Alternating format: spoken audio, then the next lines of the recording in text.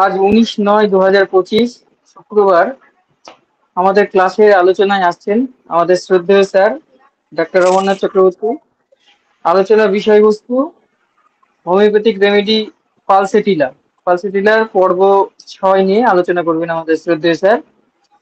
তার আগে আলোচনা চলাকালীন কেউ আনমিউট হয়ে যাবেন না, ভিডিও ওপেন করে রাখবেন না, এটা অনুরোধ রাখলাম। আর প্রশ্ন থাকলে অবশ্যই করবেন, আমরা ক্লাসের শেষে প্রশ্ন নেব স্যার আলোচনার পর। স্যার শুরু করুন।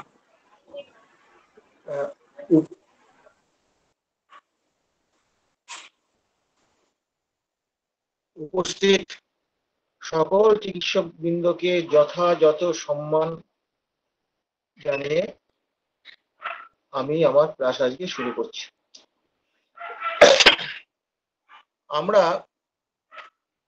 আমার একটু পালসেটিলা নিয়ে আলোচনা করার বিষয়ে আমার একটু ধরনটা অন্যরকম। আমি বারবার, বিশেষ করে যারা জুনিয়র চিকিৎসক আছেন, তাদের মাথায় একটা ঢুকিয়ে দিতে চাই যে পালসেটিলার কতগুলো বেসিক সিমটম আছে, যে সিমটম গুলোকে আপনি মাথায় রাখতেই হবে, তারপরে আপনি যোগ করুন, এটা অনেক কিছু যোগ করুন, না করলে হবে না। যেমন ধরুন, পালসেটিলার পেশেন্টের মেন্টাল স্ট্যাটাসটা কেমন হবে? না, সে সবই কাঁদে, এটা খুব নরম স্বভাবের, নম্র এবং ভদ্র এই মেয়েরা হয়। এই মেয়েদের ক্ষেত্রে বেশি এটা দেখা যায়, বিশেষ করে টিনেজার সহজে কেঁদে ফেলে, সহজেই। এরা খুব নরম প্রকৃতির, সেবা পরায়ণ হয়, বাধ্য হয়। সবচেয়ে করে এটা অবাধ্য হয় না, এটা বাধ্য। আর এই পেশেন্টের একটা বৈশিষ্ট্য কি না, স্লোনেসটা তার কোথায় কোথায় পাবেন আপনি? স্লোনেস তার হচ্ছে বিশেষত মেনস্ট্রুয়াল প্রবলেমের ক্ষেত্রে তার ডেভেলপমেন্টটা, তার প্রথম মেন্সটা যে ডেভেলপমেন্ট করবে সেইটা কিন্তু স্লো হবে, অথবা মেনস্ট্রুয়াল ট্রাবলস তার থাকবে। এখন সমস্যা কোথায় হচ্ছে, যদি তার মেন্সের বয়স না হয়ে গিয়ে থাকে, অথবা তার মেন্স হয়তো বন্ধ হয়ে গেছে, মেন্স যেটা বন্ধ হয়ে গেছে, সেক্ষেত্রে তার হিস্ট্রিটা নেওয়ার চেষ্টা করতে হবে যে তার প্রথম দিকে তার মেন্সটা কেমন ছিল। বা সেটা পেশেন্টের ক্ষেত্রে যেটা দেখা যায় যে মেন্সের একটা লিটিল মেন্স আছে, অথবা ওই বলে যে আমার মেন্সের ইয়ে থেকে আমার ঝামেলা যাচ্ছে না শরীরে, ওই মেন্সের ইয়েও আমার টোটালি গেল না, হ্যাঁ, কোনো মাসে ভালো কোনো মাসে মন্দ, এইটা লেগেই থাকবে। এইটা হলো একটা, যে খোলা বাতাস সে পছন্দ করে, খোলা বাতাস সে পছন্দ করে, হ্যাঁ, এটা হচ্ছে পালসেটিলার মোরলেস কিন্তু একটা বৈশিষ্ট্য। এবার ধরো পালসেটিলার খোলা বাতাস পছন্দ করে, এটা একটা ব্যতিক্রম অবশ্য আছে, সেটা আমি আর মাথায় এখন ঢোকাতে চাইছি না। আগে প্রকৃতটা শিখুন। সেটা হচ্ছে কি, যেমন ধরুন, এটা প্রত্যেকটা ড্রাগের একটা জেনাস পয়েন্ট। পালসেটিলার হচ্ছে ওপেন এয়ার অ্যামোনেশন, বা ওপেন এয়ার অ্যামোনেশন না পেলে পাখা না এসে থাকতে পারে না। এখন তো ওপেন এয়ার সবসময় পাওয়া যায় না, একটা ফ্ল্যাটের মধ্যে বসে আছে, আমি ওপেন এয়ারটা খুঁজবেন কোথায়? না বাবা, হাওয়া না থাকলে আমি থাকতে পারি না, এই কথাটা সে বলবে। এই জায়গাগুলো একটু আমাদের বুঝে নিতে হবে। এবং পেশেন্ট হচ্ছে কি, মানে এই ওপেন এয়ার, এটা যদি তার ওই অ্যাগ্রাভেশন, যদি কোনো সিমটম যদি সে বলে ওপেন এয়ার তার অ্যাগ্রাভেশন হচ্ছে, তাহলে আর যাই হোক সেটা পালসেটিলা হবে না। পালসেটিলা পেশেন্ট যদি ইরিটেবল হয়, প্রচন্ড ইরিটেবল, প্রচন্ড রাগী, এরকম যদি হয়, তাহলে কোন সেটা পালসেটিলা হবে না। অন্যান্য সব সিমটম মিলে গেল, পালসেটিলা অনেক সিমটম আছে, কিন্তু এইটা যদি না থাকে, যেমন ক্যামোমিলার পেশেন্ট আপনি সব মেলালেন, ক্যামোমিলা খুব শান্ত, একদম ভদ্র, আপনি ক্যামোমিলা ভুল করেও দেবেন না। এখানে যদি তার রেজাল্ট আসেও, সেটা হচ্ছে প্যালিয়েশন অর সাপ্রেশন হবে। প্যালিয়েশন তো প্রাথমিক হবেই, সাপ্রেশন কি পরবর্তীকালে সেটা বলে যাবে। এই কথাগুলো কেন বলছি, কারণ ব্যাপার হচ্ছে pulsatilla with philosophy, medicine with philosophy যদি আপনারা না মাথায় ঢোকাতে পারেন, শুধুমাত্র সিমটম দিয়ে আপনি কিছু করতে পারবেন না। এবং আমি বারবার একটা কথা বলি, সিমটমেরও কিন্তু তার পেস পেস মানে এই যে ধীরে ধীরে ধীর গতির যে ব্যাপারটা আছে, এই যে পালসেটিলার ক্ষেত্রে বললাম ধীরে ধীরে ডেভেলপ করবে। এবার দেখুন, পালসেটিলা কোনো কষ্ট হাঁটলে পরে তার আরাম হয়, কিরকম হাঁটলে? স্লোলি, সেই ধীরে ধীরে। আপনারা ভালো করে বুঝুন, ধীরে ধীরে ধীরে ধীরে কথাটা পালসেটিলার ক্ষেত্রে অত্যন্ত জিজ্ঞেস করবেন যে বাইরে একটু পায়চারি করলে আমার ঠিক হয়ে যায়। তো পায়চারিটা কি খুব জোরে করে লোকে? তা নয়, জোরে করে না। এবার তবু জিজ্ঞেস করতে হবে পাইকারি করেন, খুব ধীরে ধীরে করেন না তাড়াতাড়ি করে করেন, কিভাবে করেন আপনি? ডাইরেক্ট প্রশ্ন না করাই ভালো। তখন সে বলবে সেখান থেকে আপনাকে বুঝে নিতে হবে। এটা গেল আরেকটা জিনিস, পার্সেন্টটা কিন্তু গরম কাতর পেশেন্ট, এটা অনেকেই বলেছেন, বেশিরভাগ চিকিৎসক বলেছেন। শীত কাতর আমি দেখেছি, শীত শীত কাতর আমি বোঝা যাচ্ছিল না। আমার আওয়াজ কেউ পাচ্ছেন না? হ্যালো, আমার কি পাচ্ছি আওয়াজ স্যার, পাওয়া যাচ্ছে? পরিষ্কার শুনতে তাহলে পাচ্ছি ওনার স্যার, শুনতে পাচ্ছি, ওনার কোনো পরিষ্কার প্রবলেম শুনতে হবে না। পাচ্ছি স্যার। ঠিক আছে, এবার তাহলে কি হলো, এই যে গরম কাতর আর গরমও সহ্য করতে পারে না, এই হচ্ছে পালসেটিলার একটা খুব মজার জায়গা। আপনি দেখবেন পালসেটিলার জ্বরের ক্ষেত্রে অনেক সময় পালসেটিলার সঙ্গে আর্সেনিকের ঝামেলা লেগে যায়, যে ক্ষেত্রে আর্সেনিক ফার্স্ট লেস হয়। কারণ আর্সেনিকের আর ইয়ের টাইমটা খুব গায়ে গায়ে, পালসেটিলার গায়ে গায়ে।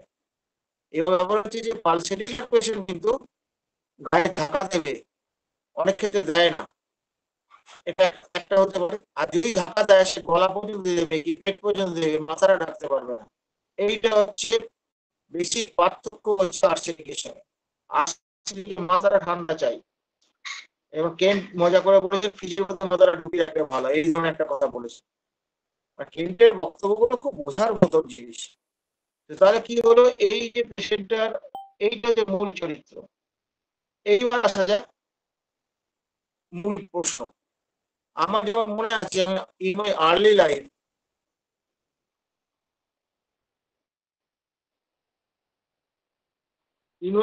লাইফ, আমার মনে পড়ে এক বয়স্ক মহিলা কানে খুব কম শুনতেন। বয়স্ক মহিলা কানে খুব কম শুনতেন এবং পেশেন্টটা হিস্ট্রি যেটা ছিল, তিনি পড়ে গিয়ে একটা আঘাত পেয়েছিলেন, কিন্তু কানের পর্দা ফেটেছে এরকম কথা নেই, এরকম গল্প নাই। কি জানি কানের পর্দা ফেটেছে কিনা জানি না, তার অল্প যখন শুনতে পারে তাহলে কানের পর্দা আছে। সেই তাকে ওষুধ দিয়ে আমি তার কানটা কিন্তু অনেকটা ডেভেলপ করাতে পেরেছিলাম। তখন তার এক পরিচিত কে একজন আছে, একজন বাচ্চা, আর কি বাচ্চা বলতে বেশি বড় নয়, এই 11-12 বছরের বয়সে ইয়ে হবে, তাকেও তার বাবা কানে চড় মেরেছিল। চড়া মারার পর প্রথম দিকে সে ভালো ছিল, ধীরে ধীরে আস্তে আস্তে সে পুরো ওই গানটা শুনতে পায়। তো তারপরে আমার কাছে যখন আসলো, বলে দেখো তুমি তো ওইটা ছাড়িয়ে দিচ্ছ, আমারটা ছাড়িয়ে দিচ্ছ, আমার বুড়ো বয়সে আর পুরো সারবে কিনা, এটা ছাড়িয়ে দাও। আমি বললাম না, কানটা আগে দেখতে হবে, কানটা আগে এমটি স্পেশালিস্টকে দেখান, দেখিয়ে ওরা কি বলে দেখুন। বলে অ্যালোপ্যাথি ডাক্তার তো দেখিয়েছিলাম হসপিটালে, কিছু তো হলো না। হম, আর ফটো ফটো কিছু করিয়েছিল? বলে না, সেরকম কিছু বলেনি, ওষুধপত্র দিয়েছিল, তারপর কয়েকবার গিয়ে পালিয়ে এসেছি। এরকম তার বক্তব্য। না, আমি আগে দেখবো না, আগে আপনি আমার সামনে আরজি করে আছে, ওইখানে গিয়ে দেখান, কথাটা বলুন। তারপরে আরজি করে ওখানে গিয়ে সে দেখালো, দেখানোর পর ওরা টেস্ট টেস্ট করে ইয়ে টিয়ে করে ওরা ডায়াগনোসিস করলো যে ফ্র্যাকচার হয়ে গেছে। ওরা বলছে ছোট একটা অপারেশন করে ঠিক হতে পারে, এরকম একটা কথা বলেছে।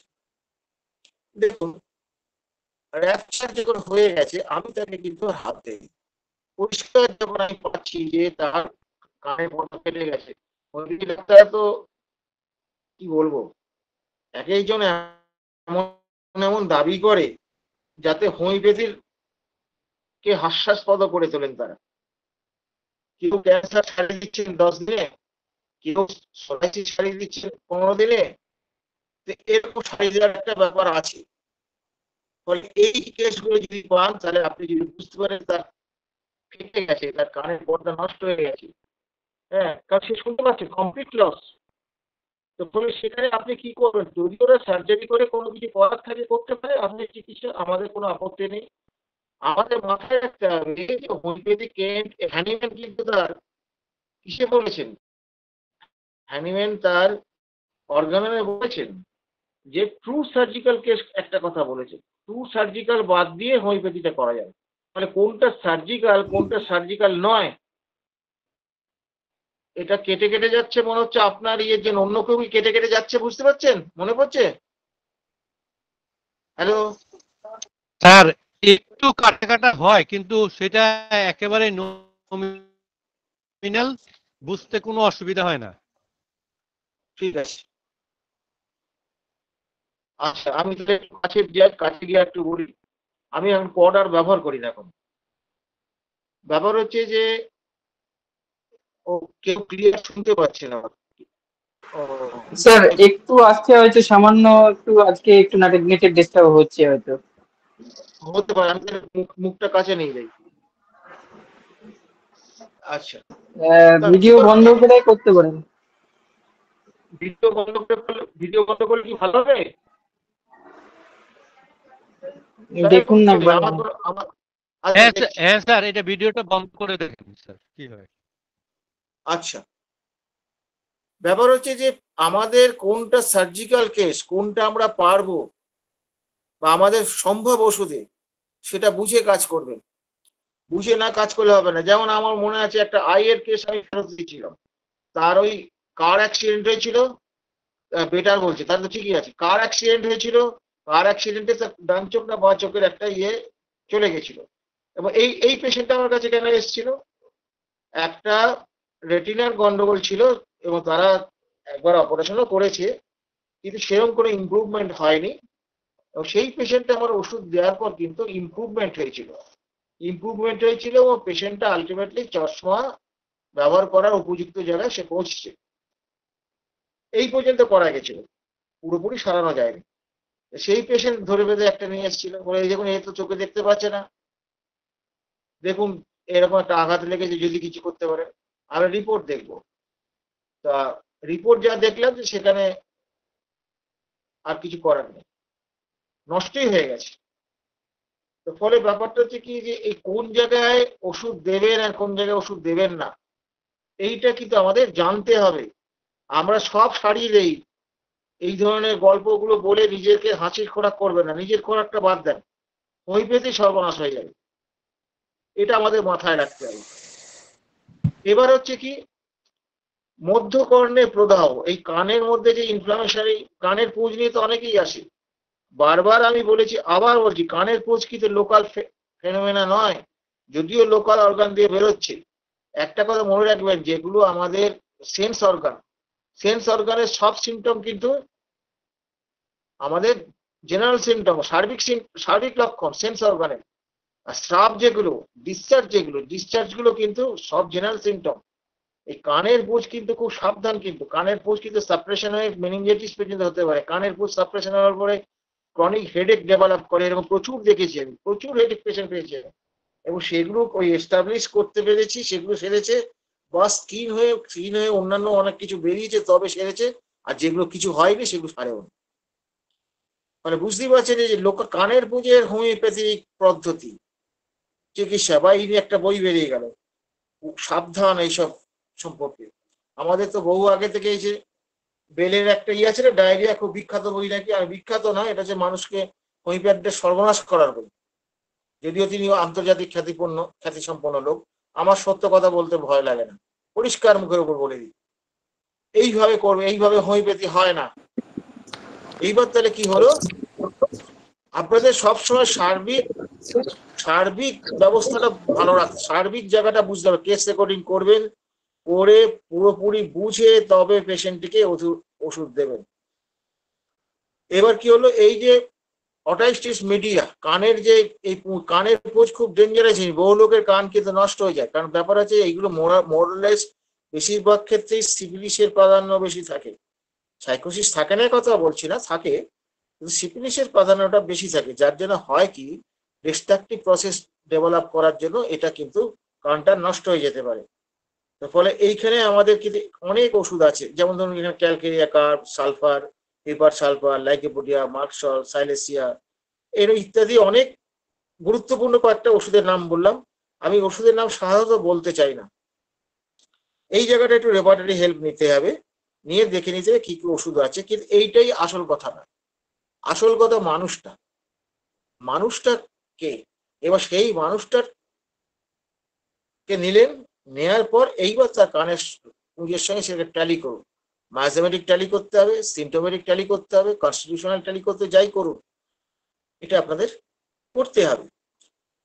তাহলে এবার হচ্ছে কি, ধরুন আমি একটা দিচ্ছে কানের একটা পুঁজের জন্য আপনার কাছে এসছে, আপনি কি করলেন, কানের পুঁজে একটা খুব ভালো ওষুধ, আপনার মনে হলো যে হ্যাঁ পেশেন্টটা ঠান্ডা শান্ত প্রকৃতির, অমুক তমুক, যাকে একটা দিয়ে দিই, বা সেটা তো দিয়ে দিলেন, রেজাল্ট হয়েও গেল হয়তো, সেটা কিওর হলো না সাপ্রেশন হলো না প্যালিয়েশন হলো, আপনি তো কিছুই বুঝতে পারলেন না। কেন?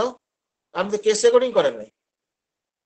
মানে এই ধরনের ক্রিমিনাল প্র্যাকটিস গুলো করবেন না। একটা অসহায় অসুস্থ মানুষকে আপনার গাফিলতির জন্য ক্ষতি হবে, এই কাজটা করবেন না। হ্যাঁ, এটা ঠিক যে আমরা সব রেকর্ডিং করে ওষুধ দিয়েও অনেক সময় ক্ষতি হয়ে যায়, সেটাকে তো ক্ষমা করা যায়, কারণ আপনাকে সেখানে চেষ্টা ছিল তার ভালো করার, ভালো করতে গিয়ে ক্ষতি হয়ে গেছে, এই জায়গাটা মানুষকে ক্ষমা করা যায়।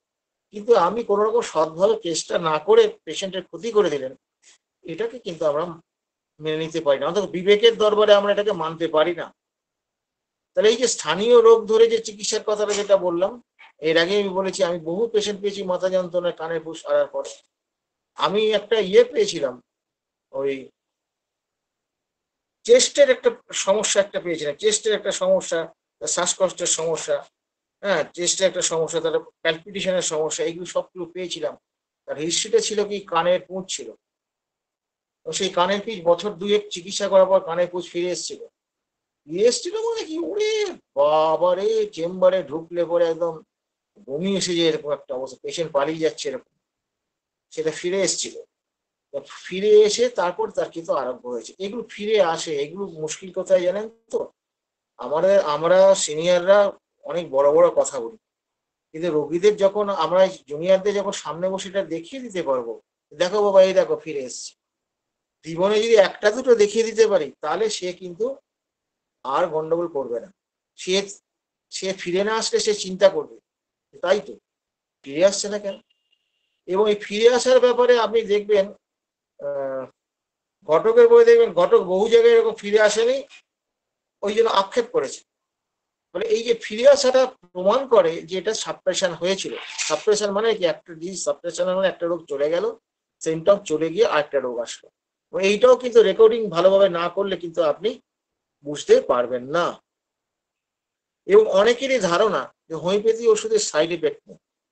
এই সাইড এফেক্ট কথাটা কিন্তু হোমিওপ্যাথি ওষুধের ক্ষেত্রে প্রযোজ্য নয়। সাইড এফেক্ট কথাটা হচ্ছে স্থূল মেডিসিন, বা যেগুলো আর কি মানে কি জড়ো জড়ো টাইপের মেডিসিন, মানে মেটেরিয়াল ডোজ যেখানে দেওয়া হয়, যেমন অ্যালোপ্যাথি আয়ুর্বেদিক, সেইখানে কিন্তু আপনার ওটা আসবে, কারণ ওটা ডিসিমিলিয়ার মেথড, এক নাম্বার। দ্বিতীয় নাম্বার হচ্ছে মেডিসিন গুলো স্থূল স্থূল হোমিওপ্যাথির ক্ষেত্রে সূক্ষ্ম মেডিসিন। সাইড এফেক্ট তো স্থূল মেডিসিনের জন্য সাইড এফেক্ট একটু পড়ে দেখবেন আপনারা, এই কথাই বলা হচ্ছে। তা হোমিওপ্যাথির ক্ষেত্রে সূক্ষ্ম, এখানে কি সাইড এফেক্ট হবে না? সাইড এফেক্ট হবে না। তাহলে হবেটা কি? প্রত্যেকে আরো সর্বনাশ হবে। সাইড এফেক্টে যা সর্বনাশ হয় তার থেকে বহুগুণ বেশি সর্বনাশ হবে। কি হবে এখানে? সাপ্রেশন হয়ে যাবে। কি হবে? যখনই আপনি একটা সিমটমকে সাপ্রেশন করছেন বা তার কষ্টকে সাপ্রেশন করছেন, তখন কি হবে?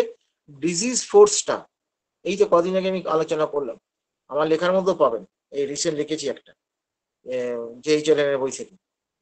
কি করবে না, ওই ডিজিজ ফোর্সটা তখন আরো ভাইটাল অর্গানের দিকে অ্যাটাক করার জন্য রাস্তা খুঁজবে। কিছুদিন লড়াই করে তারপর জায়গা পেয়ে গেলে সেখানে শুরু করে দেবে গন্ডগোল। আজকাল তো দেখতেই পাচ্ছেন যে চারিদিকে এত ক্রনিক ডিজিজ, বিশেষ করে বিভিন্ন রকমের অর্গানিক ডিজিজ গুলো, যেগুলো আমরা সারাতেই পারছি না। এই ডিজিজ গুলো আসছে কোথা থেকে? এত তো ছিল না। আপনাদের যারা একটু বয়স্ক, আপনি ভাবুন দেখি ছোটবেলায় কটা আপনি সুগারের পেশেন্ট শুনেছেন? ভাবুন তো, যারা একটু বয়স্ক তাদের অনুরোধ করছি, আমরা পাননি। আজ থেকে 20 বছর আগে এত সুগার ছিল না, এত প্রেশার ছিল না, কিন্তু এখন এসছে। তাহলে ব্যাপারটা হচ্ছে কি, এই যে সাপ্রেশন গুলো সবসময় যে ওষুধের জন্য হয় তা নয়, ওষুধ ছাড়াও হতে পারে।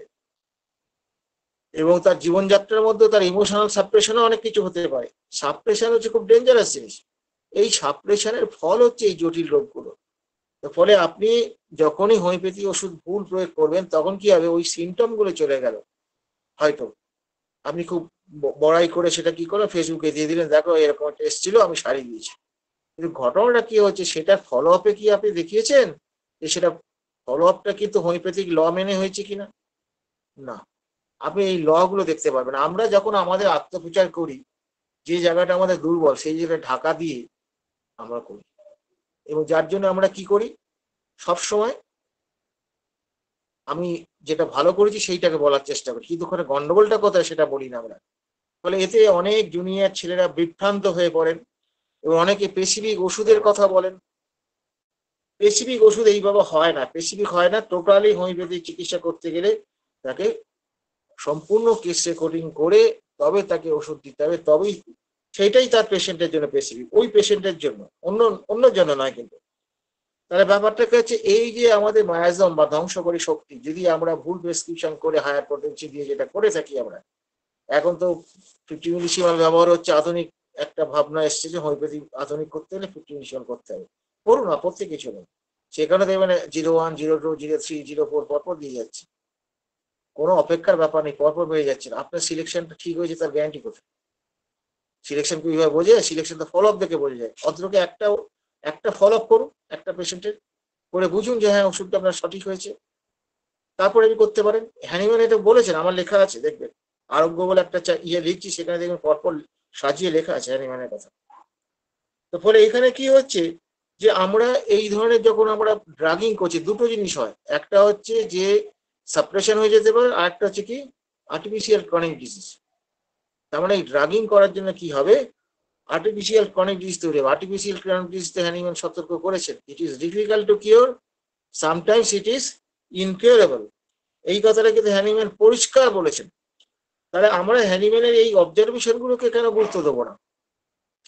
তাহলে আমরা ওষুধ দিয়ে আমরা দেখবো, দেখে তারপরে আমরা ইয়ে করবো। একটা কথা মনে রাখবেন, আপনার ওষুধটা একদম যত সদৃশ হবে, সদৃশতর, সদৃশতম যখন হবে, সদৃশতর, যত সদৃশতম প্রেসক্রিপশন আপনি করতে পারবেন, আপনি কিন্তু বেশি পাওয়ারও দিতে পারবেন না, বেশি রিপিটেশনও করতে পারবেন না। দেখবেন একটা পাওয়ার নাজেহাল করে ছেড়ে দেবে যদি বেশি দিয়ে ফেলেন, এবং এটা প্রথম জীবনে আপনারা দেখতে পাবেন না।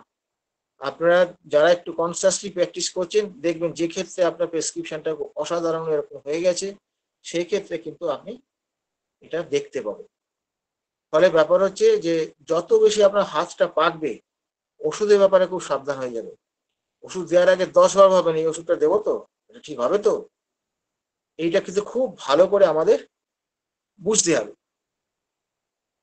কারণ এই যে আমরা রোগ শক্তিকে আমরা সাপ্রেশন করে রোগ শক্তিকে কি করছি, ভেতর দিকে করে দিচ্ছি, অন্তর্মুখী করে দিচ্ছি। সে কি করবে, আমাদের যেগুলো গুরুত্বপূর্ণ যে অর্গান গুলো আছে সেগুলোকে ধ্বংস করে দেবে, সেখানে রোগ রোগ তৈরি করবে। এবং যদি সিপিলিটিক মায়াজমকে যদি আমরা সাপ্রেশন করি, সে দ্রুত গতিতে শেষ করবে, সে শেষে তো হিসেব নেই।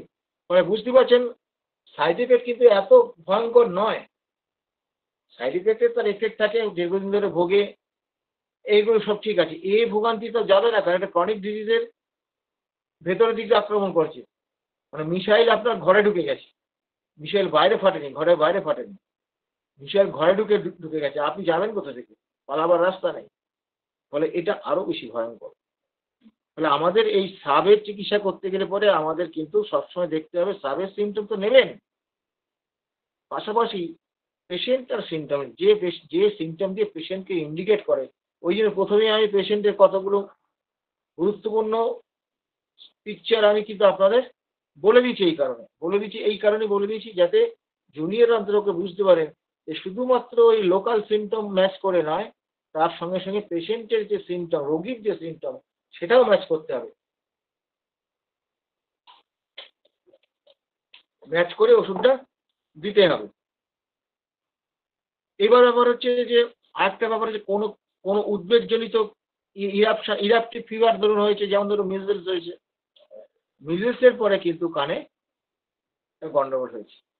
যদি সেটা পর্দাটা নষ্ট হয়ে না গিয়ে থাকে, তাহলে এই কেসটা নিতে পারে। এটা মিজেলস আফটার, এগুলো স্টিগমা বলে, এগুলো স্টিগমা আপনি পাবেন প্র্যাকটিস অফ মেডিসিনে, স্টিগমা কথাটা পাবেন আপনি। ফলে সেই ক্ষেত্রে আপনি সেটা ধরে আপনি ওষুধ করবেন। এখানে একটা কথা মনে রাখবেন, এখানে প্রেসক্রিপশনের কায়দাটা কোথায় জানেন তো? যে জায়গাটা অসুবিধা হয় আমাদের, ওই যে মিসলিসটা হয়েছিল তার যে পিকচার, এটা পাওয়া খুব মুশকিল ভাই, আমি সত্যি কথাই বলছি। যদি পান তাহলে ওই পিকচারটার উপর ওষুধ দিতে হবে, আর যদি না পান তাহলে আর কি উপরওয়ালার নামে ছেড়ে দিয়ে টোটাল রেকর্ডিং করে যেটা পাবেন সেটা দেবে। কিন্তু যদি আমরা ওই সময়কার সিমটমটা যদি আমরা পেয়ে থাকি, তাহলে কিন্তু আমরা অত্যন্ত গুরুত্বপূর্ণ কাজ করতে পারবো। একটা জিনিস মনে রাখবেন, আজকে ধরুন একটা ক্যান্সারের চিকিৎসা করছে, পেশেন্টটা বলছে যে আমার কাশি হয়েছিল ডাক্তারবাবু, এই ছোটবেলা একটা কাশি হয়েছিল, হ্যাঁ ডাক্তার তো হুপিং কাশি বলেছিল, সেটা কোনোভাবে কিছু সারছিল না। তারপরে বহুত কষ্টে এক হোমিওপ্যাথি ডাক্তার কিন্তু এক ওষুধ দিয়ে সারিয়ে দিয়েছে, ছোটবেলায় সারিয়ে দিয়েছে, তাহলে হোমিওপ্যাথি ডাক্তার ভগবান। এই ক্যান্সারের পেশেন্টটা কিন্তু ড্রসেরা দিয়ে কিন্তু অসাধারণ ভালো রেজাল্ট দিয়েছে। এই পেশেন্টের, এই কেসটা আমার নয়, অন্য একজন চিকিৎসকের কেস। তা তাহলে ড্রসেরা ক্যান্সারের জন্য ব্যবহার হলো কি করে? How it possible? The philosophy will guide you. সবসময় সিমটম গাইড করবে না, ফিলোসফি বলবে কোন সিমটমটা নেবেন কোনটা নেবেন না।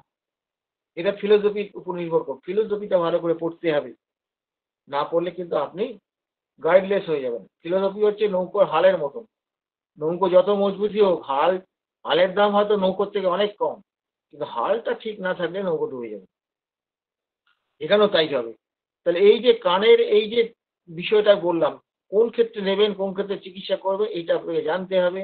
এবং মিজেলসের পরে কিছু হলে পরে অনেকে চোখ বুঝে কি করে, মিজেলস মনে হচ্ছে মরবিলিয়াম বোধ হয়, খুব সম্ভবত। আমি আজকাল আর এগুলো মনেও রাখি না। এই ধরনের ওষুধ দিয়ে বসে থাকেন, টাইফয়েড হলে টাইফয়েড রিনাম দিয়ে বসে থাকেন। এগুলো হোমিওপ্যাথি নয়। কখন দেবেন? যখন আপনি রেকর্ডিং করে করে সবকিছু করে যখন ওষুধটা দিলেন, তারপর রেজাল্ট আসছে না, তখন আপনি ভাববেন। টাইফয়েড নাম দেবেন আপনি শুধু নাম শুনে, রোগের নাম শুনে? Are you prescribe for disease? Not. হোমিওপ্যাথিতে এই কথাটা বলা শেখানো হয়নি আমাদের। রোগীর জন্য আমাদের প্রেসক্রিপশন করতে হবে। ফলে এইগুলো একটু আমাদের বোঝার দরকার আছে, না বুঝলে আমরা কিন্তু শুধু সিমটম করে রোগীটা সর্বনাশ করে দেবো। এইটা আমাদের মাথায় রাখতে হবে। এবার কান থেকে আমরা একটু নাকে আসলাম। নাকের মধ্যে তো ইনফ্লামেশন হয়। ইনফ্লামেশন হয়। ইনফ্লামেশন মানে একটু ফুলে যায়, নাকটা লাল হয়। লাল হয়, এটাকে প্রদাহ বলে, বাংলায় প্রদাহ বলে। এখান থেকে কি হবে, জলের মতন ইয়ে বের, যেটা আপনি দেখেন না নাকে জল বেরোয় না, ঠান্ডা লাগলে যেন বলেন না, কইজা বলে। এইটা হচ্ছে জলের মতন বেরোতে থাকে। আবার অনেক ক্ষেত্রে এটা ড্রাইও হয়, তার মানে নাকটা অস্বস্তি আছে নাকি, কিন্তু জল নেই। এইগুলো খুব কষ্টদায়ক। যে কোরাইজাতে জল নেই সেটা ভীষণ কষ্টদায়ক। নাকের দিয়ে কিছু বেরিয়ে গেলে, হাঁচি ফাঁচি দিয়ে বেরিয়ে গেলে পরে, হাঁচি হচ্ছে জল বেরোচ্ছে না, হাঁচি হলে তো জল বেরিয়ে যাওয়ার কথা, কিচ্ছু হচ্ছে না, এইগুলো আরো বেশি কষ্টদায়ক। এবং দেখুন এখানে এই যে আপনি কোরাইজার জন্য আপনার কাছে আসবে, আপনার কাছে এত কিছু তো আসতে পারে, না আসার কোনো কারণ নেই। আপনাকে যেটা জানতে হবে সেটা হচ্ছে কি, না ডাক্তারবাবু হাঁচি, ওই নাক দিয়ে জল করে ঠান্ডা লেগে গেছে, একটু বৃষ্টিতে ভিজেছিলাম, একটু আইসক্রিম খেয়েছিলাম, এগুলো কিন্তু এক্সাইটিং কজ হলো, এটাকে বাদ দিতে পারবেন। এবার তাকে জিজ্ঞেস করতে হবে, হ্যাঁ বাবা তোমার কোন নাক দিয়ে শুরু হয়েছিল প্রথমে? এটা অধিকাংশ ক্ষেত্রেই বলতে পারে। অধিকাংশ ক্ষেত্রে কি বলতে পারে কেন? না রিসেন্ট ঘটনা না তো। এইটা বলতে পারলে, আচ্ছা প্রথমে দুটোই কি একসঙ্গে হয়েছিল? শুনুন, ডান দিক থেকে শুরু হয়েছিল, ডান দিকেই আছে, এটা একটা ডায়াবেটিস। ডান দিক থেকে ধরো বাঁ দিকে এসছে, যখন রাইট টু লেফট যখন হচ্ছে, তখন কিন্তু ওষুধের সংখ্যাও কমে গেল। খুব অল্প সংখ্যার মধ্যে আপনি কিন্তু এই সিমটমটাকে ছাড়তে পারবেন না। এই সিমটম ছাড়তে পারবেন না। রেপারেটারি ওয়াটার ডিসচার্জ দেখবেন কয়েকশো ওষুধ আছে, ওসব দিয়ে তো কিছু হবে না, বড় বড় ইয়ে দিয়ে কিচ্ছু হবে না। মুখ কোন জায়গাটা ধরবেন, এইবার পেশেন্টটার এইটা ধরলেন, রাইট টু লেফট ধরলেন। এবার তারপরে এই যে নাক দিয়ে যে জলটা শুরু হলো, কখন শুরু হয়েছিল? ধরুন বৃষ্টিতে ভিজেছে, সেটা ওয়েট গেটিং একটা হলো। হ্যাঁ, কখন শুরু হলো, কখন থেকে শুরুটা হয়েছে আপনার, এই শুরুর টাইমটাও কিন্তু অত্যন্ত গুরুত্বপূর্ণ। তাহলে এই যে তিনটে জিনিস গুরুত্বপূর্ণ পেলেন, এইটা দেখলেন, এইখান থেকে হলো। হওয়ার পর যদি আর কিছু গুরুত্বপূর্ণ না পান, তার জল পিপাসাটা কেমন আছে এটার পরে, তার জিভের স্বাদটা কেমন আছে, অনেকের এটা হলে পরে জিভের স্বাদ নষ্ট হয়ে যায়। অনেকে জল পিপাসা বেড়ে যায়, অনেকে জল পিপাসা কমে যায়। এর ফলে এটা করে যা চিকিৎসা করছেন, করার সময় কিন্তু একটা কথা রাখবেন, মেন্টাল সিমটম যদি ওই ওষুধটা যদি নাও পান, অন্ততপক্ষে সার্বিক ফিজিক্যাল জেনারেল, বেশ গুরুত্বপূর্ণ ফিজিক্যাল জেনারেল, যেমন এইটা ধরতে, এটা রাখতেই হবে। যেমন right to left, this physical general, এটার উপর আপনি ভরসা করতে পারেন। এবং রাইট টু লেফট হলে আপনার সংখ্যা কমে যাবে নাকের ক্ষেত্রে। এইবার তাহলে বোঝা যাচ্ছে যে এইগুলো ধরছেন আপনি। ধরার পর এইবার পেশেন্টটাকে দেখুন যে কটা ওষুধ আপনার আসছে রোবটিক, এবার তার সঙ্গে মেন্টাল স্ট্যাটাসটা মেলার, মেজাজটা কেমন, এইটা হওয়ার পর আপনার মেজাজটা কেমন, বা এমনি মেজাজ কিরকম, এইগুলো আপনাকে জানতেই হবে। না জানলেই হবে। ঠান্ডা বাতাসটা কেমন লাগছে, লাগছে না, খোলা বাতাস লাগছে, কেমন লাগছে, লাগছে কি লাগছে না, এই জায়গাগুলো নিতে হবে। জল পিপাসা নিতে হবে, নাক বন্ধ হচ্ছে কিনা, কোন দিকে হচ্ছে, হ্যাঁ, এটা জানতে হবে।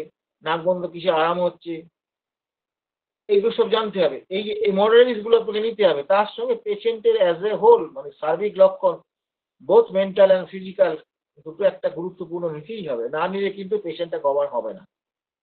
এই কেসটা সাবটেস্ট হয়ে যেতে পারে।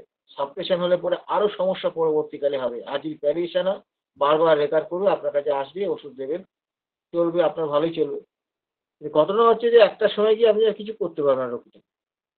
ফলে ব্যাপার হচ্ছে যে ওষুধ নির্বাচনের এই কায়দাটা একটু বলে দিলাম। আবার দেখুন, নাকে হয়তো পলিপ আছে, সেই জন্য তার নাকটা বন্ধ।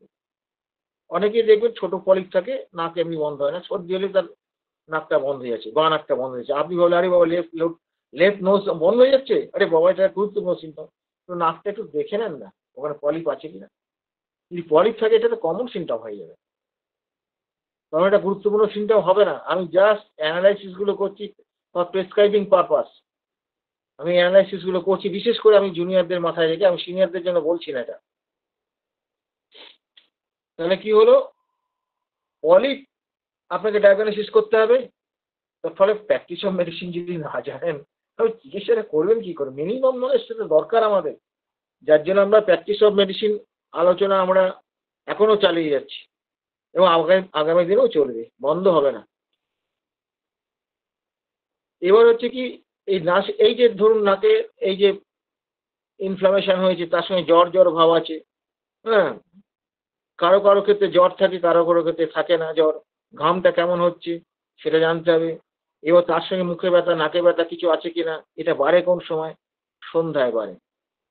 এই সন্ধ্যায় বাড়াটা কিন্তু পালসেটিলার একটা কিন্তু অত্যন্ত গুরুত্বপূর্ণ মডালিটিস। মেন্টাল সিমটমও সন্ধ্যাবেলায় বাড়ে, আর নাকের সিমটমও কিন্তু সন্ধ্যাবেলায় বাড়ে। হ্যাঁ, বেশিরভাগ সিমটম, পেটের গন্ডগোল দেখবেন সন্ধ্যের দিক থেকে সে পেটের গ্যাস ট্যাসগুলো বেশি করে। এটা পালসেটিলার একটা খুব অত্যন্ত গুরুত্বপূর্ণ সন্ধ্যায় বৃদ্ধি, এটা মাথায় রাখবেন। এবার হচ্ছে কি, এই যে পালসেটিলার যে স্রাবটা যেটা বের হয়, এই স্রাবটা কিন্তু কিরম ব্যাপার না, হলদে আর সবুজ। এই হলদেটা কিন্তু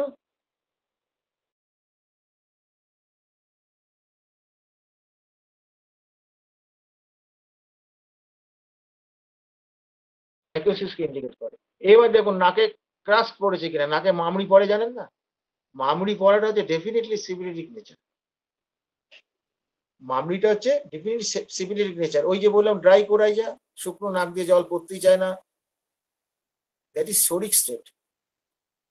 আমি জাস্ট মায়াজমেটিক জায়গাগুলো অ্যানালাইসিস করছি, শুধুমাত্র এই জায়গায় মায়াজমটা অ্যানালাইসিস করে দিয়েন না ভাই, টোটাল মানসিক টোটালটা ভাববেন, ভেবে অবশ্যই দেবেন, নাহলে মায়াজমেটিক সাপ্রেশন হলে কিন্তু পেশেন্টের আরো বেশি ক্ষতি হবে, সেটা প্রথমেই আমি আগে বলেছি। এবার আসা হোক যে পুরোনো নাকের সর্দি নিয়ে এসছে, হ্যাঁ, পুরোনো নাকের সর্দি নিয়ে এসছে, কিন্তু পুরোনো নাকের অল্প এটা হাজাকারক হয় না। নাকের সর্দিটা পালসেটিল হাজা মানে এই যেটা হেজে যায়, নাকে লাল হয়ে যায়, হেজে গেলে লাল হয়ে যায়, এইটা হয় না। এবং সর্দিতে নাক বন্ধ থাকে, সর্দিতে নাক শুধু বন্ধ থাকে। একটা ব্যাপার কি আছে, সর্দি দেখে পালস প্রয়োগ করলে মারাত্মক ভুল হবে। এই কথাটাই বারে বারে আপনাদের বলেছি, আবার বলছি যে রোগী অবশ্যই পালসের হতে হবে, এবং পালসের সর্দি স্রাব প্রচুর পরিমাণে হয়, প্রচুর পরিমাণে হয়। এই জায়গাটা কিন্তু বেশিরভাগ ক্ষেত্রেই আমাদের ভাবতে হবে, প্রচুর পরিমাণে হয়। রোগী নাকে বাজে গন্ধ অনুভব করে। বিভিন্ন ধরনের গন্ধ নাকের মধ্যে পায়, যেমন সারের গন্ধ। সার মানে সার, যে জমি সার দেওয়া হয়, সে সারের গন্ধ। আমি জীবনে পাইনি পেশেন্ট, এটা কেন্টের বক্তব্য, তাই লিখেছি যে এই সারের গন্ধ পাচ্ছে, এরকম কথা আজ পর্যন্ত বলেনি আমাকে কেউ। আচ্ছা, বেশিরভাগ ক্ষেত্রেই এই গন্ধটা তীব্র হয়। এখানেও মামুড়ি পড়ে। মামুড়ি আগে যে বললাম, এটা সিপিলিটিক ইন নেচার। তাহলে কি হলো, এই যে মামুড়িটা যেটা ঝাললে পরে বেরিয়ে চলে আসে, বেরিয়ে আসে এবং তাতে রুগী কিছুটা রিলিফ পায়। আবার এই সর্দিটা যদি দীর্ঘদিন যদি হয়, তার ঘ্রাণ শক্তিটা নষ্ট হয়ে যায়, স্বাদও পায় না। সে বলে কিনা নাকে আমি কোনো গন্ধ পাই না, ঘুমার আগে আমি গন্ধ পাই না। আবার বলে কিনা আমি ঘাস খাচ্ছি না শাক খাচ্ছি বুঝতে পারি না ডাক্তারবাবু।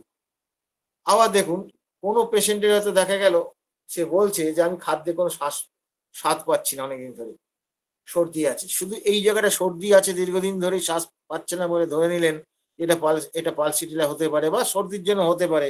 বি কেয়ারফুল, বর্তমান যুগটা কিন্তু অন্যরকম। আপনি একটা সুগার টেস্ট করান। সুগার টেস্ট কেন করাবেন না? ওখানেও কিন্তু নিউরোপ্যাথি হতে পারে। নার্ভের যদি আপনার টাঙে যদি নিউরোপ্যাথি হয়ে যায়, ওখানেও কিন্তু জীবের স্বাদ চলে যাবে। দেখুন তার 500-600 সুগার আছে কিনা। এটা আমি গল্প করছি না, আমি এরকম পেয়েছি বলি তাই যে বলছি। এবার পেশেন্টরা এসেই বিরাট খুশি, ওই ডাক্তারবাবু আজ পর্যন্ত কেউ ভাবলো না যে এটা সুগারের থেকে হচ্ছে, কোনো অসুবিধা নেই শরীরে, সব খাচ্ছে। হ্যাঁ, অনেক পেশেন্টের এরকম আছে, উপরে সিমটম দেখাবে না, যখন হয়তো দেখালো তখন হয়তো শেষ পর্যায়ে দেখালো। তখন এই যে ক্ষেত্রটা বললাম, এই যেরকম যদি দেখতে পারেন দীর্ঘদিন যদি এরকম হয়ে থাকে, মোটামুটি মিডিল এজ যদি বয়স হয়ে থাকে, হ্যাঁ, তাহলে কিন্তু সেই সব পেশেন্টের ক্ষেত্রে একটা সুগার টেস্ট করাবেন, যে কেন সে নাকে গন্ধ পায়, জিভে স্বাদ পায় না, নাকে গন্ধ না, জিভে স্বাদ কেন সে পায় না।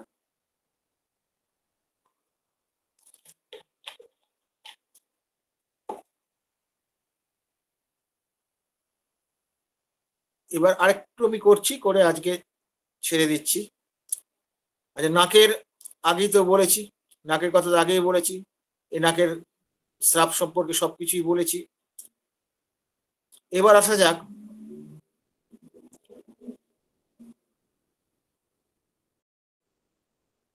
এই যে পালসিটিলা পেশেন্ট, যেটা এই যে নাকের যে এই গন্ধটা যেটা, এটা কিন্তু নিজে অনেক সময় সে বুঝতে পারে না, অন্য লোকে এটা বুঝতে পারে, এবং নাক ঝাড়লে মামড়িটা বার করে দিলে তার কিন্তু এই জিনিসটা, এই দুর্গন্ধটা দূর হয়ে যায়। আর নাহলে কিন্তু মাঝে মাঝে ভয়ঙ্কর দুর্গন্ধ ছাড়ে। এবং রোগী খোলা বাতাসে, আগেই বলেছি খোলা বাতাসে দেখবেন, এইটা কিন্তু পালসেটিলার সঙ্গে খোলা বাতাসে দেখবেন, জ্বরের পেশেন্টও বলছে আস্তে করে পাখাটা চালিয়ে রাখলে যেন ভালো হয়, অনেকে জোরেও চালাতে বলে। তাহলে এই বিষয়টা আমাদের একটু খেয়াল করতে হবে যে পেশেন্টের এখানে কি কি মডালিটিস কি আছে, এটা খেয়াল করতে হবে। তাহলে পালসেটিলা এমন একটা ওষুধ, খোলা বাতাসে তার ভালো থাকবে, সে কোনো কষ্ট হয় না, কিন্তু গরম ঘরে গেলে তার ওই নাক বন্ধ হয়ে যাবে, গরম ঘরে গেলে তার হাঁচি ফাঁচি হবে, গরমে তার সবকিছু অসুবিধা। এইটা পালসেটিলার কিন্তু অত্যন্ত গুরুত্বপূর্ণ বিষয়। তা আজকে কি আমি এইটুকু করবো না আরো কয়েক মিনিট টানবো?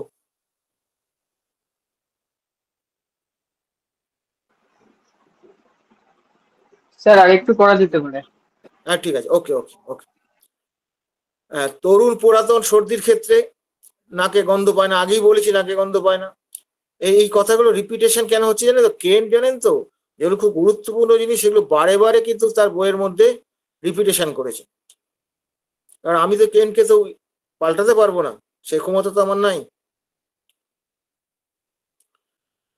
তা এই সেই বললাম সন্ধ্যাবেলায় এটা বারে, সন্ধ্যাবেলায় বৃদ্ধির কথা বলেছি, নাকের এই সবই সন্ধ্যাবেলায়। এটা সন্ধ্যাবেলায় এটা মনে রাখতে হবে, মানসিক লক্ষণের বৃদ্ধিও কিন্তু সন্ধ্যাবেলায় হয়, মানসিক লক্ষণে। এবং ব্যাপারটা কি হচ্ছে যে এই যে নাক তার হয়, এই নাকে যে তার বন্ধ হয়ে যায়, সন্ধ্যাবেলার দিকে তার নাকে ইয়েটা বাড়ে, তখন কিন্তু ঝাড়লে কিন্তু কিন্তু খুব একটা পরিষ্কার করতে পারে না, নাক কিছুতেই পরিষ্কার হতে চায় না। অথচ সেই সর্দি সকালবেলা যদি নাক ঝাড়ে, তাহলে কিন্তু তার নাকটা ক্লিয়ার হয়ে যায়। মাইন্ড ইট, নাকে সর্দি তো অনেক, সন্ধ্যাবেলায় যখন বৃদ্ধি পাচ্ছে তখন ঝেড়ে কিন্তু সে আরাম পায় না, বা ঝেড়ে বার করতে পারে না বিশেষভাবে কিছু। অথচ সকালবেলা কিন্তু ভক করে বেরিয়ে যায়, বেরিয়ে গিয়ে কিন্তু সে কিন্তু রিলিফ পেয়ে যায়। ভালো করে মনে করে দেবো, সকালবেলা তার সর্দিটা বেরিয়ে যায়, তার সন্ধ্যাবেলা সর্দি তার কিছুতেই বেরোতে চায় না। এবং এই পেশেন্টের একটা জিনিস দেখা যায় যে সন্ধ্যাবেলায় তার যদি কাশিটা যদি হয়, কাশিটা ড্রাই হবে, আর সকালবেলা যদি কাশি হয় সেটা কিন্তু ময়েস্ট হবে। দ্যাট মিনস কাশি দিলে কফ উঠবে। এইটা আমাদের কিন্তু মাথায় রাখতে হবে।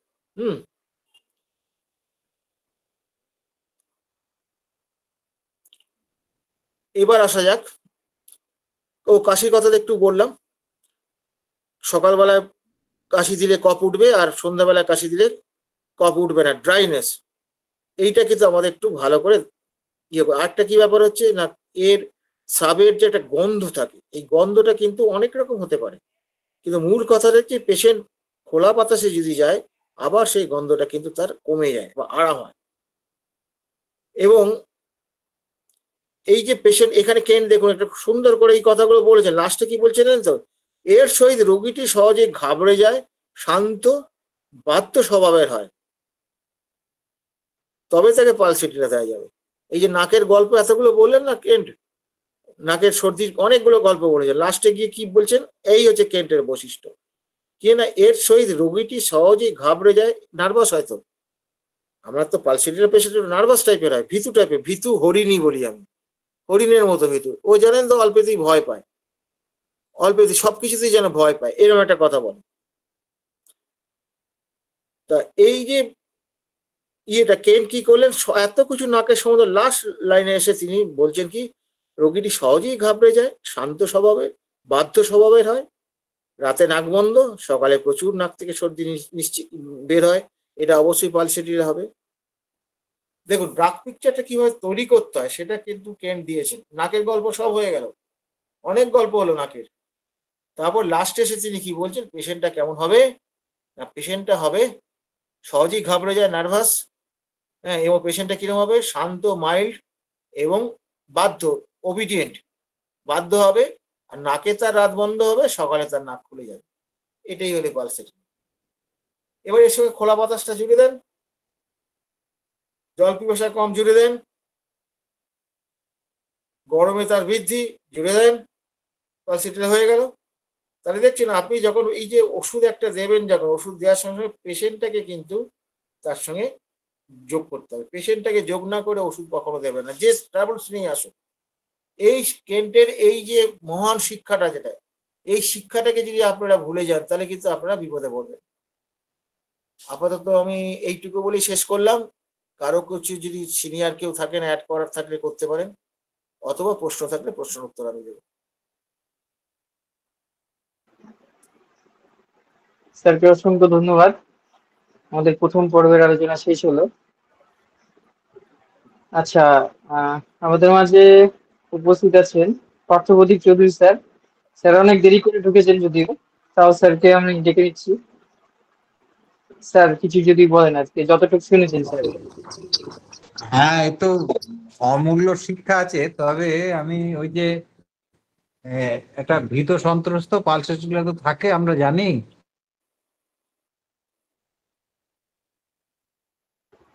হ্যাঁ স্যার, শোনা যাচ্ছে স্যার। কারেজিয়াস তো, টিমিডিটির অপোজিট কারেজিয়াস, শোনা যাচ্ছে? টিমিডিটির অপোজিট তো কারেজিয়াস। তা আমি যার জন্য মারভিটা খুলে দেখলাম, এখানে কিন্তু কারেজিয়াস ও পালসেটিলার দুই ভ্যালুতে আছে। শেখার জন্য আমি বললাম, আর কেন দেখলাম, এখন আমি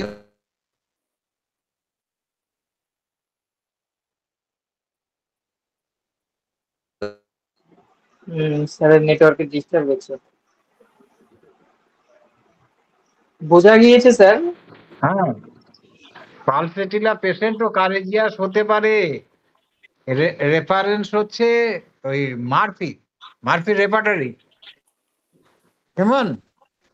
আর তো এটা তো কেন্টের তো শিক্ষা বটেই, এবং আমরা যারা এই দর্পণের বা যারা এটা ঠিকঠাক ভাবে করতে চাই, তারা সবসময় রুগীর কথাটা ভুললে হবে না। কারণ লোকাল সিমটমস ধরে কোনো ওষুধ দিলে হবে না, এর সাথে অবশ্যই রুগীর কথাটা রিলেটেড করতে হবে, বা পার্সোনালিটি অফ ড্রাগ যেটাকে বলা হয়, হ্যাঁ, সেইটা মূল সুরটা থেকে যেন সরে না যায়, এইটা হচ্ছে কথা। পালসিটিলা নম্র ধীর, এটা ছাড়া পালসিটিলা হয় না। সহজেই কান্নাকাটি করে, এবং এই কান্নাকাটির একটা বিশেষ উদ্দেশ্য থাকে, সে কিন্তু কাজ হাসিল করার জন্য এটা করে। আর ওপেন এয়ারে এমুলেশন তো সর্বত্রই, কিন্তু আবার আর্টিকেরিয়ার ক্ষেত্রে সে কিন্তু আবার কভারিং চায়, এইটা বিপরীত একমাত্র পালসিটিলার ক্ষেত্রে। যাই হোক, খুব সুন্দর আলোচনা হয়েছে। আমি লাস্টে ঢুকেছি, আর অমরের আলোচনা সবসময় ভালোই হয়। সকলে গুড নাইট জানাচ্ছি, ভালো থাকবেন। ধন্যবাদ স্যারকে, স্যার সুন্দর সংযোজন করলেন। আচ্ছা, প্রশ্ন উত্তর নেব আমরা, যতটুকু আলোচনা শুনলাম তার তার উপরে যদি কারো কোনো প্রশ্ন থাকে আপনারা করুন। হ্যাঁ, রিপন স্যার হ্যান্ড রাইজ করেছেন, স্যার বলুন স্যার।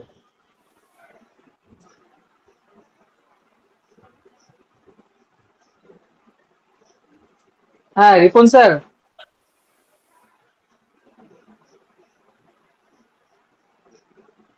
আসসালামু আলাইকুম। হ্যাঁ আদাব স্যার, স্যারকে স্যার ভালো আছেন? শোনা শোনা যায়নি স্যার, হ্যাঁ বলুন স্যার।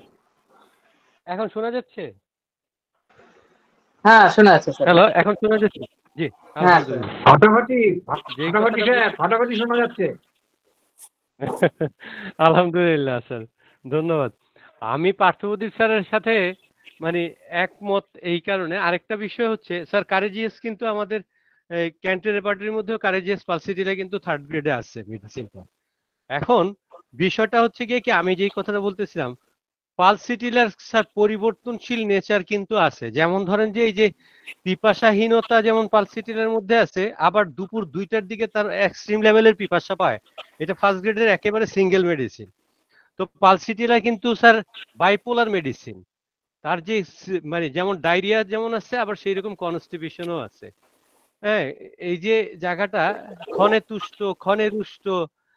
আর স্যার, এইটা এইটা কিন্তু এই যে স্যার যে বললেন না, আমার কাছে মানে হঠাৎ করেই বিষয়টা খুব স্ট্রাক করলো মাথার মধ্যে, যে স্যার এই ব্যাপারটা যদি আরো একটু যদি ইলাবোরেটলি বুঝিয়ে বলতেন, যে এই বাইপোলার ডিসঅর্ডার পালসিটিলার কিন্তু একটা অন্যতম লক্ষণ কিন্তু স্যার।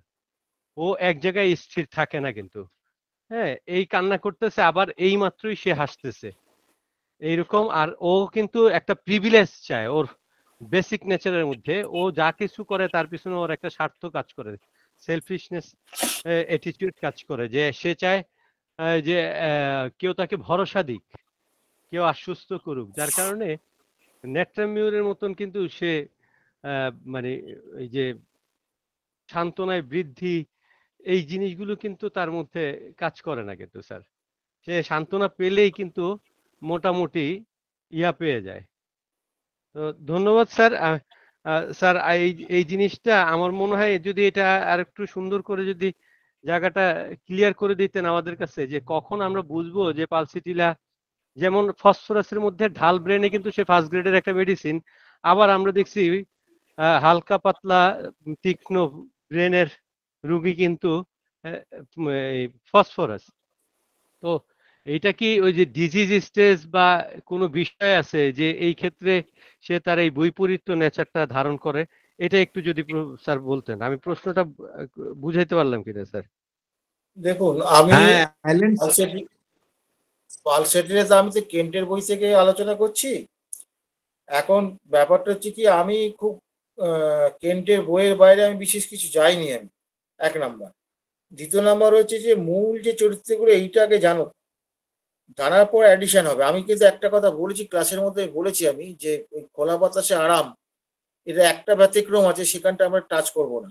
আমি বলেছি কিন্তু কথা, দেখবেন রেকর্ড শুনলে বুঝতে পারবেন, আমি বলেছি ইচ্ছা করে। আর কারেজিয়াসের যে হ্যাঁ স্যার, ব্যাপারটা আমি যেটা, এটা শুনেছি।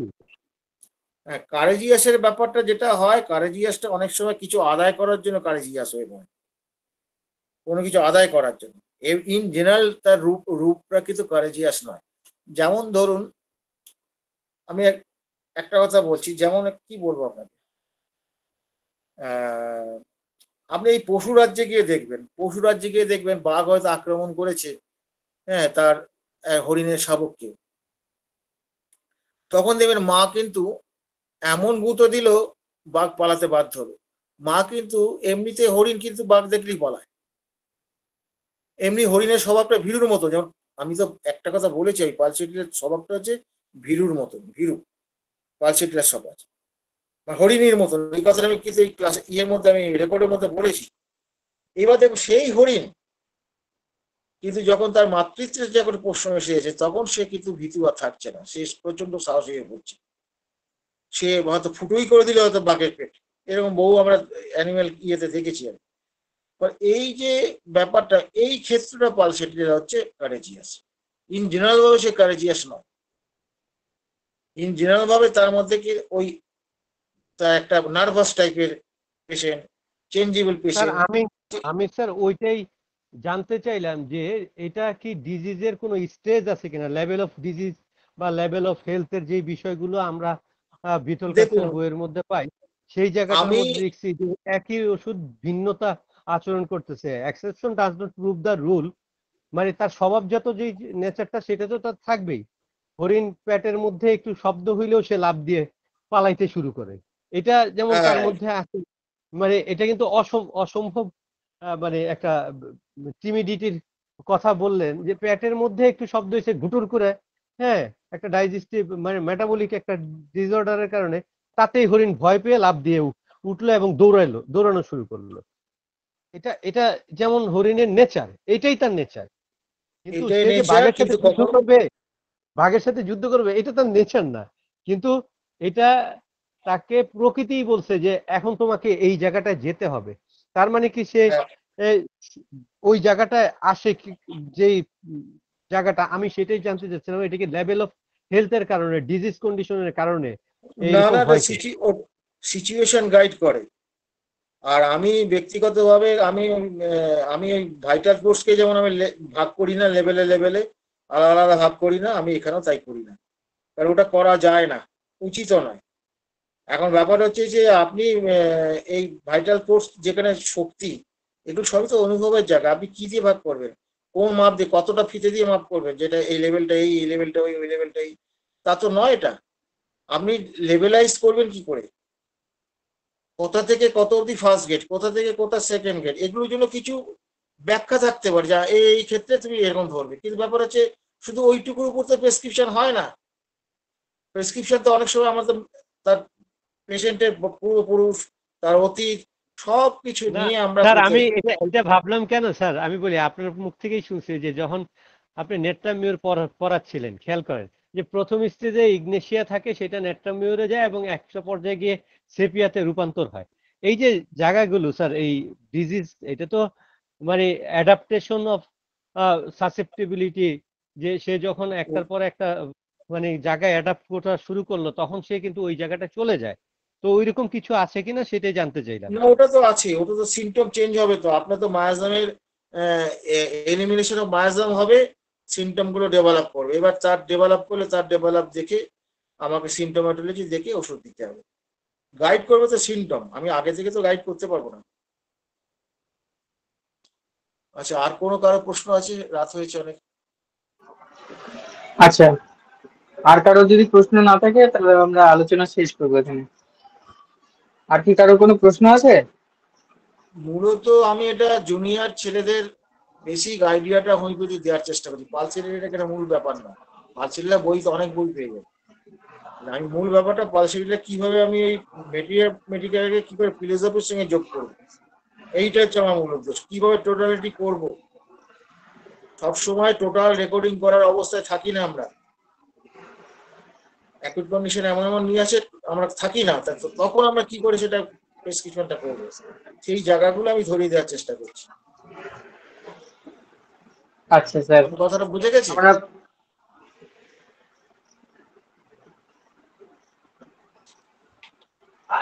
হ্যাঁ স্যার, আমরা তাহলে প্রশ্ন আর নেই, সুতরাং আমরা আলোচনা এখানেই শেষ করবো। স্যার যদি অনুমতি দেন তাহলে আলোচনা শেষ করবো স্যার। হ্যাঁ, যদি আর কোনো ইয়ে না থাকে তাহলে আমরা বন্ধ করে দেবো। ঠিক আছে, এই সকলকে তাহলে ও স্যার অনেকেই অ্যালিনস্টিনটি অ্যালেন স্কিনোটেতে পালসেটিকে বলা হয়েছে আর কি উইদার কক রিমেডি।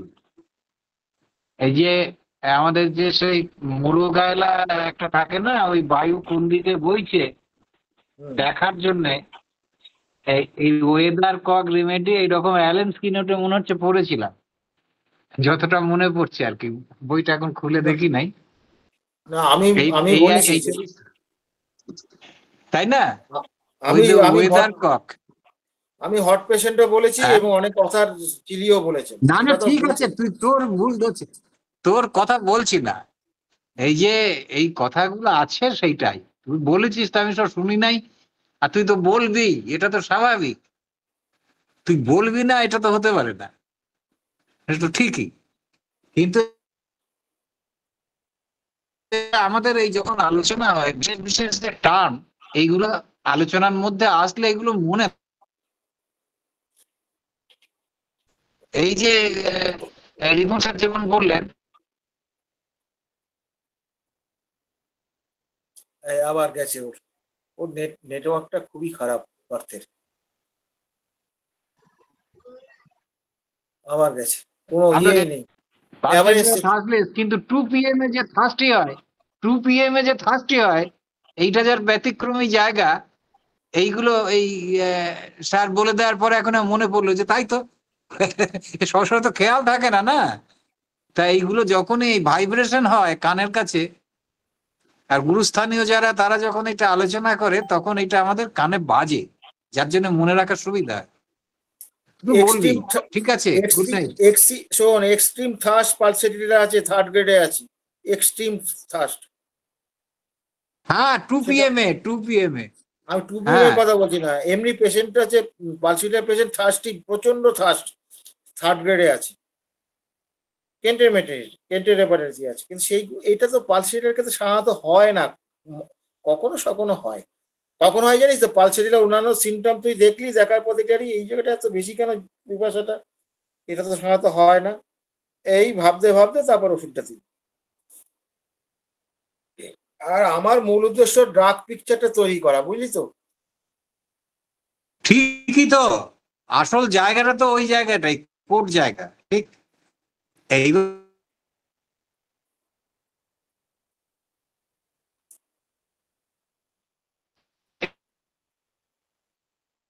আবার গেছে, নেটটা চলে যায়, খুব সমস্যা হয়। তোর নেটটা খুব হ্যাঁ এক্সেশন জায়গাগুলো স্যার নেটটাকে বেঁধে রাখুন। বেঁধে ধরিয়ে দাও তো।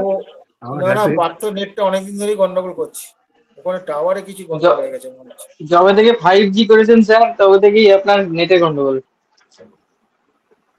কি আমি তো যার জন্য 5G করলাম, আমি আবার সেই সফটওয়্যার আপডেট করালাম, তারপরে ওখানে আবার গেলাম ওই দোকানে, সিমটার কিছু হলো কিনা সে কোনোভাবেই কিছু হচ্ছে না। তাহলে আমি 4G তে ভালোই আছি। স্যার পুরাঞ্চল ভাতে বলে, স্যার পুরাঞ্চল ভাতে বলে, আপনার যতই জেনারেশন আপডেট হয়েছে ততই কিন্তু তার স্থায়িত্ব হারাইছে স্যার। আপনি দেখবেন যে আমরা যখন প্রথম দিকে যখন ওই যে ফিলিপস জিগা ওই টাইপের মোবাইল ব্যবহার করতাম, এইগুলো কিন্তু বা নোকিয়া ব্যবহার করতাম, খুব ভালো সার্ভিস দিছিল। আর যেই আধুনিক মোবাইলগুলো বেরিয়েছে এগুলো 1-1.5 বছরের বেশি সার্ভিস দেয় না স্যার। আচ্ছা, আমাদের আর কি কোনো ইয়ে আছে? না স্যার, আলহামদুলিল্লাহ একদম অনাবৃত শরীর মঙ্গলের মধ্যেই তো বেশ ভালোই ছিলাম, অনাবৃত শরীরে।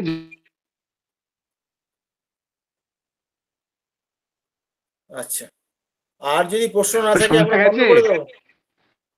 ইয়ে দীপেন, হ্যাঁ স্যার, তাহলে বন্ধ করে দাও।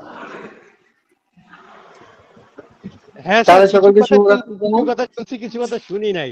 অনাবৃত শরীরে ভালোই ছিলেন এইটুক শুনছিলাম স্যার।